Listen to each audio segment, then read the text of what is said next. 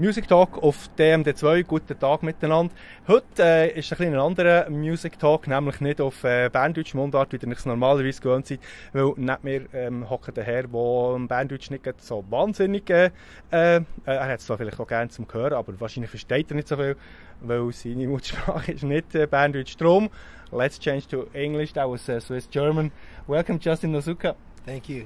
Thank you. Thanks for having us. Thank you very much for taking your time. Thank you. Where are you coming from? We just played in Paris yesterday. All right. But the tour started from Toronto. I mean, everyone came from Toronto pretty much. So. Okay, but right now, yesterday you've been in Paris, Yeah. and tonight you have a show in Zurich here. So in Zurich. Yeah.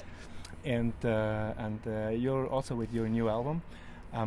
We'll talk about this in a minute, but before we go deep to detail of the new album, my first question, which has more to do with everything in general, since this session here, this show is called the Music Talk, we're talking about music certainly. What does music mean to you in general? The new music? No, music in general. Oh, music in general. I guess music is. It can be many different things, I suppose, but some of the music that I enjoy, soothing music. It can be really soothing, calming, inspiring as well. Yeah. Sometimes when I listen to music, it may evoke imagery, or some kind of a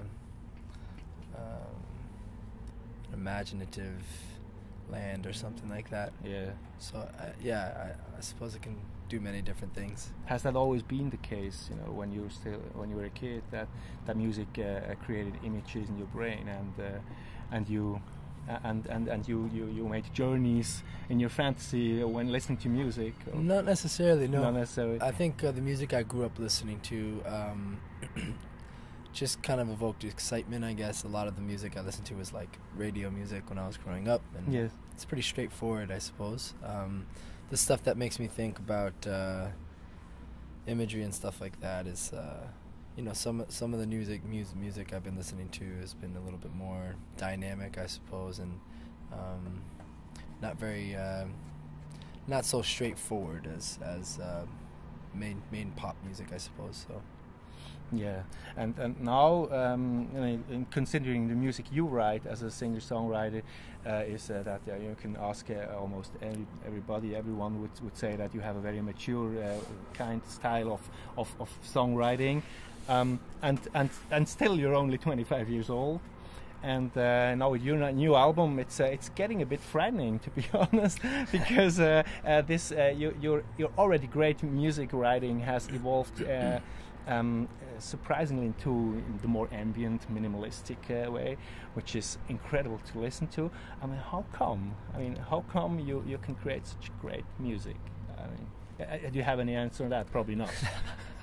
I don't think it would be wise for me to answer that. Please do. No, it just flows, all right?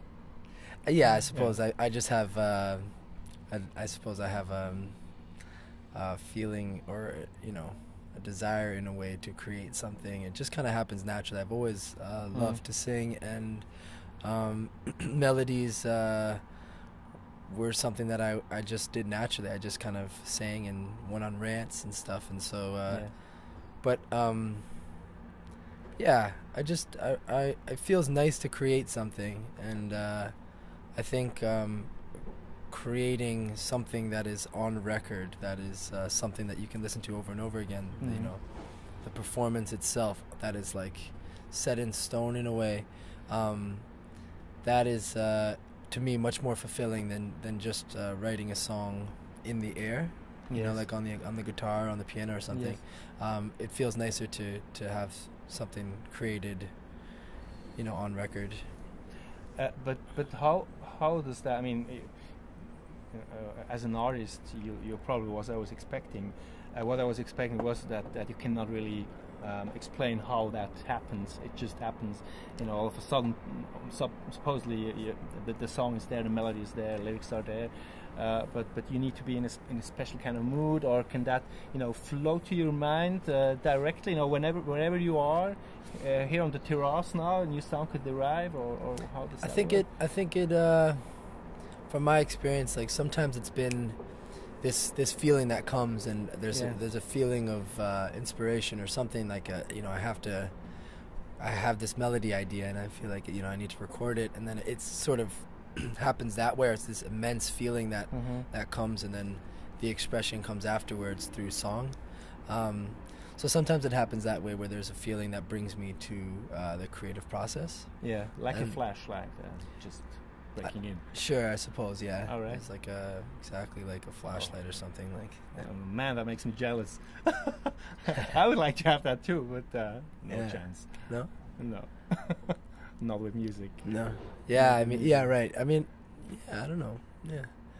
Yeah. And like in another case though, it's sometimes I need to just sit down and start, Yes. Once I start, it usually takes me about 5 minutes or so, and then I'm into it, and then it's easier. I don't know if it's the same with you in like editing video and stuff. Maybe sometimes you don't feel motivated to do it, but then. Yeah, and well, actually, editing videos, I wouldn't consider that to be my core competency now. But creating ideas, business ideas, or products, or makes it important that I have beforehand kind of a good surrounding. I need to feel good. I need to feel safe. Sure. Being in a comfort zone in a way, but yet then creating new stuff. What you did now with your new album, does also mean to get out of your comfort zone, doesn't it? I mean, it would have been easier to just make another record with some pop songs that were perfect on your previous album. They weren't really only pop songs. They were very good songs, but still they were more radio airplay style songs than now with how do you call it, Ulysees? Ulysees, yeah. Ulysees. It wasn't Ulysses. Maybe we have another, or we have a cover maybe to show afterwards of the CD. Didn't you have to try to step out of your comfort zone to create such a piece of art, which is more than just a record? I think I found myself taking time off so that I could feel comfortable, because I suppose just the nature of how music is made these days in terms of the industry and stuff like that. Or my experience with it was that it's like you kind of have to keep the ball rolling. Yes. And I wanted to take time off and consider and question what I was doing and what I wanted to do. So I think for me it was more about stepping into my comfort zone, feeling comfortable, and then I was able to begin pursuing something that was more, I guess, experimental, and I could try different things and not think, okay, I need to write a song for that's accessible to mainstream public or whatever. Yeah, that wasn't your approach to step, to sit down and think, oh, I need to have this radio airplay hit now. Yeah. That wasn't the approach. No. I mean, that wouldn't succeed probably still. Anyway, yeah. Well, I to me, when I listened to the album, I was in a way. Firstly, I was a bit astounded, but because I thought, well, maybe this guy lets us wait 4 years, and then we get 33 minutes of music. But the more I listened to it, the more I really got addicted by this record, and it really evolves the more you listen to it. For us as listeners and as fans of your music, Justin. And what I think that it also makes sense in a way. That's not very subjective. That's really my view. That you continue where you ended the previous album. I mean, the last two songs on UI Land. Earth, Land, and Sea. No, that's okay. Okay, it's a hard one. It's a hard one. Yeah. Don't even worry about it. It ended with very mellow, soothing songs as well, and now you just continue like this. Is that kind of an evolutionary process that we can now expect from Justin Nozuka also in the future? Kind of really ambient stuff and I don't really know. You don't really know? No, I think I'd like to try many different things, and yeah, I think at this point for me, I mean, I enjoy music that has a momentum. That's, you know, for instance, an up tempo, I suppose. For this album in particular, though, it just felt nice to slow things down. Yes. And also to take a lot of things out. To leave it, you know. I guess in a lot of ways there's a lot of space on the album, and that just felt soothing and felt good for me at the time. But and how about now? Now I mean, I still enjoy it. But I mean, with that being said, I would like to experiment with different. I mean, there's other songs that I have that are not, you know, they have a different tonality, I guess, or, you know, the tempo is it's just a different sound, I suppose. But which aren't on the album.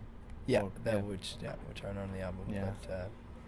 But, there is this Blue Velvet Sea song, which is actually an old song. I mean, it used to be on the B-side, right? Wasn't it? And interestingly, you know, how come that you pick this for this new album as well? Because it's sounding completely different now. When I started working on this album, there were two songs which were pretty much complete right off the bat. That felt really just different, and they felt complete.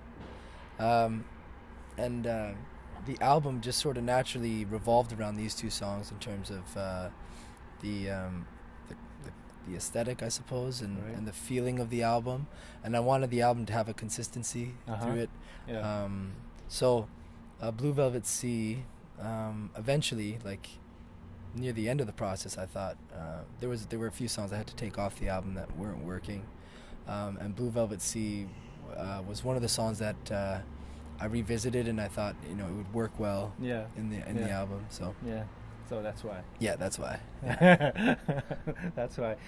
How do you play this album on stage? Is that something, you know, you can really play, you know, in an approach one song? You're picking one song and or the single, or wouldn't that? I mean, my question is, what can people expect tonight in the show? Sure. Are you playing just the album in its entirety, from beginning to end? We're playing a lot of songs from the new album, Ulysees, but we're also playing, you know, a handful of songs from the last two albums as well. Sure. And this is our fourth show that we've played yet. With new. I'm playing material. with new material and a new band as well, new musicians, and so we're still kind of feeling and still getting comfortable, I think, with the set, and it's evolving as well. It's changing based on how it feels. But it's a pretty mellow set. Yeah. Okay. And but there are songs from the previous albums as well as this one. When you say, Justin, that you are having a new band now, when can we expect to enjoy the Nozukas once? You know, all you guys. I mean, I figure that you have two other brothers that also are musicians, and you know, as you already appeared on some TV or movies together with your brothers, one could also, you know, suggest that the guys would also form a band together, right? Would that be an idea, or is that no idea? At this point, no, there's no talks or ideas of doing anything like that. Because it isn't the case that your brothers, you know, playing completely different kind of music, you know, black metal or free jazz. So that's true. That could be a match eventually. Sure, perhaps, yeah. Perhaps. You never know. You never know. You never know. Yeah. So, thanks very much for having us, Justin. Oh, thank you. For your time, and all the best of luck. And, thank you so much. Thank you. Thank you. That was Music Talk on DMD2. Music Talk auf DMD2, jetzt wieder auf Berndeutsch. Der Justin Nozuka mit seinem neuen Album Ulysees. Wir blenden es dann noch ein. Es hat nicht mehr gelangt, es jetzt noch rechtzeitig anzuzeigen. Aber kaufen es ist sehr speziell. Es ist wunderschön. Bis gleich. Tschüss zusammen.